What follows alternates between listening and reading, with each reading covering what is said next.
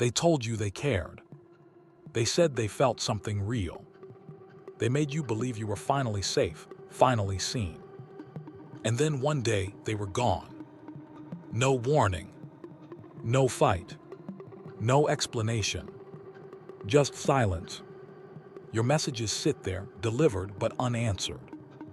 Their social media still active. Their world moving on, while yours froze in place. You replay the last conversation in your head. Did you say something wrong? Did they meet someone else? Were they ever even real? That's what ghosting does. It doesn't just break connection. It erases your meaning in their story. It's like one moment you mattered, and the next you never existed. But what if I told you ghosting isn't just about rejection or cruelty? It's not always because they stopped caring. Sometimes it's because they never learned how to face emotional discomfort. Ghosting is not a modern trend. It's an ancient defense mechanism, disguised in modern technology. So today we'll go deep into the psychology of ghosting, why people vanish without a word, and what it reveals about both sides of the silence. When someone ghosts you, it feels personal, like betrayal. But inside the ghoster's mind, something very different is happening. Ghosting is rarely a calculated act of cruelty. It's a psychological escape route. When connection becomes intense, when emotions rise and vulnerability appears, their brain begins to panic. See, for people with avoidant attachment styles, closeness triggers the same stress response as danger. Their subconscious links intimacy with loss, conflict, or pain.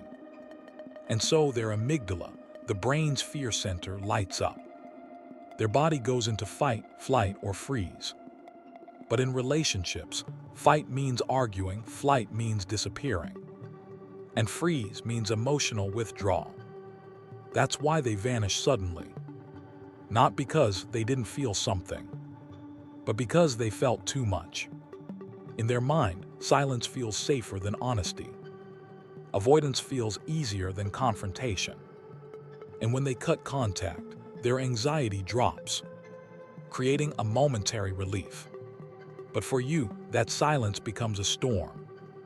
Because while they escape discomfort, you inherit confusion, self-blame, and unfinished stories. And that's the hidden cruelty of ghosting.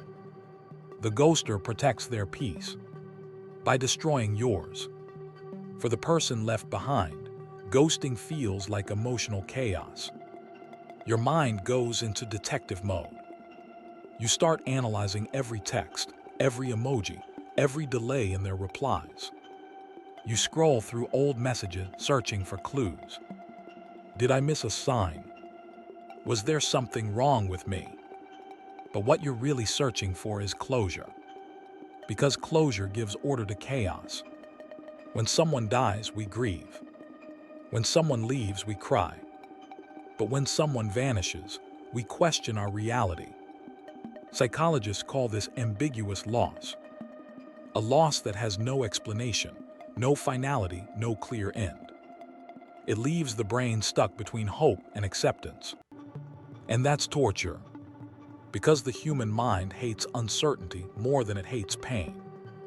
It would rather be hurt with truth than haunted by silence. So your brain loops again and again, trying to turn what happened into something logical. But ghosting isn't logical. It's emotional immaturity pretending to be indifference. And the longer you stay in that loop, the more your self-worth starts to decay. You start to think, if I was better, they wouldn't have left. But the truth is, they didn't ghost you because you weren't enough. They ghosted you because they couldn't handle enough.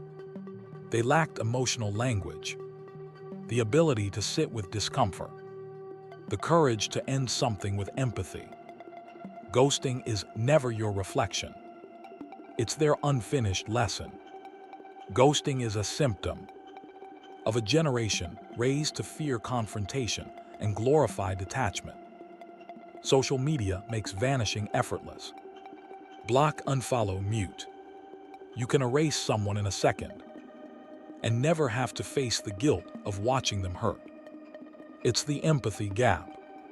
When you don't see someone's pain, it's easier to pretend it doesn't exist. The ghoster convinces themselves, I'm protecting both of us. I don't want to create drama. I'll just fade away, they'll get the hint. But the truth is, ghosting is not kindness. It's avoidance dressed as mercy. It gives the ghoster temporary comfort, but long-term emotional damage. Because every time you avoid hard conversations, you train your brain to associate love with fear. Soon, vulnerability becomes a threat, and commitment becomes claustrophobia. That's why chronic ghosters rarely find lasting relationships. They live in a cycle of half connections and silent exits. Ghosting may protect their ego, but it isolates their soul, because no one who fears connection ever truly feels free. Healing after ghosting isn't about forgiveness first. It's about reconstruction. Ghosting breaks your internal compass. You stop trusting your instincts. You start doubting your worth. And sometimes you even question love itself. But healing is the art of rebuilding trust with yourself. Here how you start. 1. Stop romanticizing their silence. Silence isn't depth, it's absence. Don't chase what can't communicate. 2. Accept that closure is internal. The conversation you never got. You can finish it yourself.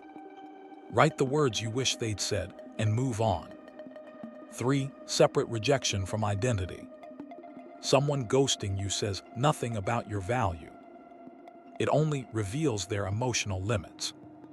4. Relearn communication through safe people. The best revenge isn't indifference. It's surrounding yourself with people who don't vanish when it gets real. 5. Transform pain into boundaries. Don't harden your heart, sharpen your awareness. Healing doesn't mean closing off. It means recognizing who's worth staying open for. Because real strength isn't pretending you don't care. It's caring and still choosing peace over obsession. And one day, you'll stop waiting for that message. You'll stop checking that profile and realize the silence doesn't hurt anymore. That's not because they came back. It's because you came back to yourself. Ghosting feels like emotional abandonment, like being erased from someone's story while you're still living in it. But the truth is, ghosting doesn't end your story. It reveals it. It shows you the difference between people who love convenience and people who love connection. And while they disappear to protect their comfort, you rebuild to protect your peace. So the next time someone vanishes without a word, remember this: you don't need closure from a coward. Silence might have been their way of escaping you, but it became your way of finding yourself. Because sometimes the people who disappear teach you how to finally stay.